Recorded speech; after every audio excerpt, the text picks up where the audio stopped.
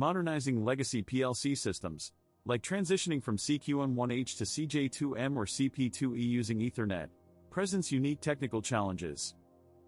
The primary issue lies in the limitations of the CJ2M, which can only receive Ethernet requests and not initiate them, unlike the CP2E.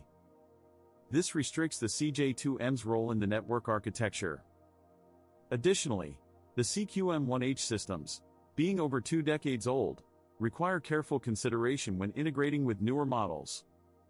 The software compatibility is another hurdle. While the newer NX1P offers superior performance, it necessitates a complete rewrite of the existing codebase from XProgrammer to Sysmax Studio. This segment will delve into these challenges, providing detailed solutions and best practices for a seamless upgrade. Understanding the limitations of the CJ2M PLC is crucial when planning an upgrade from older models like the CQ1H. The CJ2M, while offering improvements, has specific constraints that must be considered. One significant limitation is its inability to act as a master in an Ethernet network. Unlike other PLCs, the CJ2M can only receive Ethernet requests, it cannot initiate connections. This means that in a network setup, the CJ2M must rely on other PLCs, such as the CP2 series, to manage the network traffic.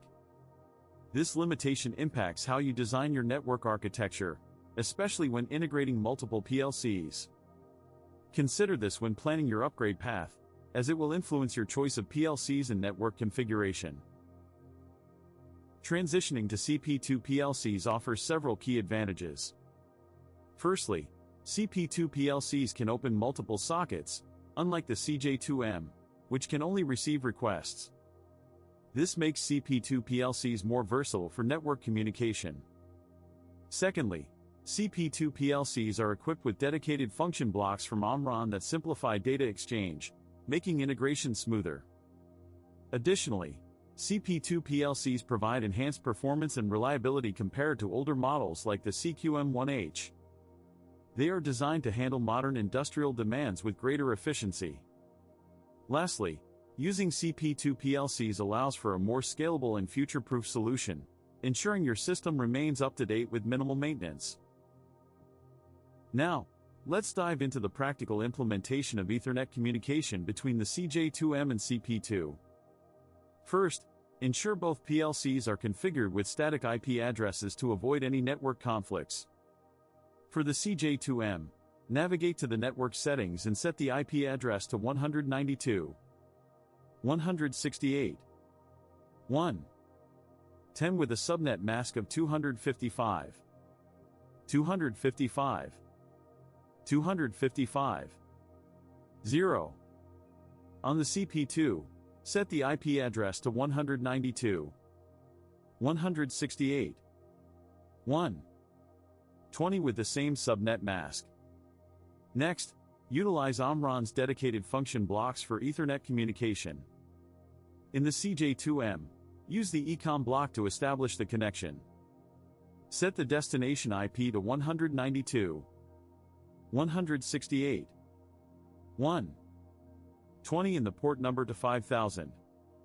On the CP2, use the ecom_master block, setting the local IP to 192, 168, 1, 20 and the port to 5000.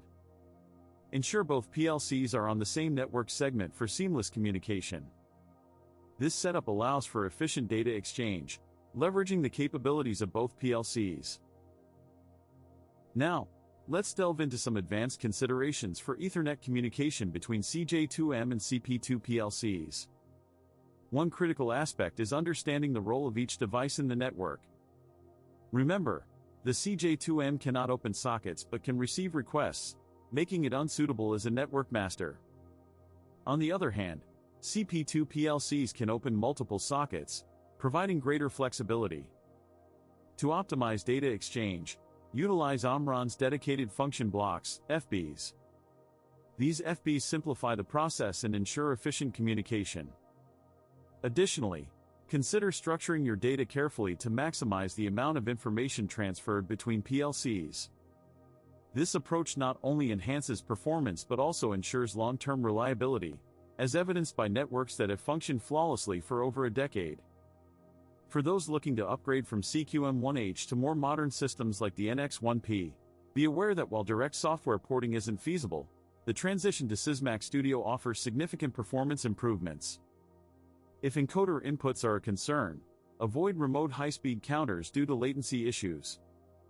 Instead, use local PLC modules like the CJ2M CNT and ensure proper cabling. For those considering remote systems, smaller PLCs like CP1 or CP2 can be cost-effective alternatives, provided you leverage their Ethernet capabilities fully. Now, let's dive into common pitfalls and debugging tips for Ethernet communication between CJ2M and CP2E. One frequent issue is latency, especially when using remote modules. To mitigate this, avoid using remote counters for fast encoder inputs. Instead, opt for local modules like the CJ2M CNT and ensure proper cabling. Another common mistake is overlooking the CJ2M's limitation in opening sockets. Remember, CJ2M can only receive Ethernet requests and cannot be the network master. For debugging, start by checking cable connections and ensuring drivers are up to date. If you encounter error code 8001, it typically indicates a loose cable or outdated driver. Lastly, when upgrading from CQ1H, consider the NX1P for better performance, even though it requires rewriting the software in Sysmax Studio. This approach ensures you start with a modern system, reducing future compatibility issues.